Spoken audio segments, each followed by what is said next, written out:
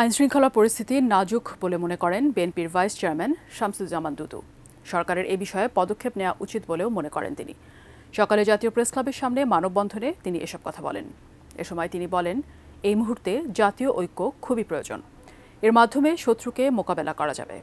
যারা ভাবছেন ছোটখাটো ঘটনা ঘটিয়ে আবার শেখ হাসিনাকে পুনর্বাসন করা যাবে, তা সম্ভব হবে না বলেও মন্তব্য করেন তিনি। হত্যাকারীরা আবারও রাজনীতি করার সুযোগ খুঁজছে উল্লেখ করে তিনি বলেন, ভারত চায় না এদেশে আওয়ামী লীগ বাদে অন্য কোনো দল রাজনীতি করুক।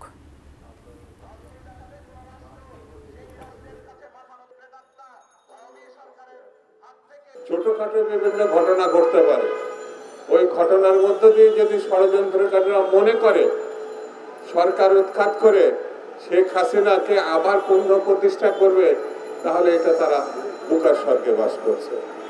এই দেশের মানুষ যাকে প্রত্যাখ্যান করে তাকে আর কখনো গ্রহণ করে না।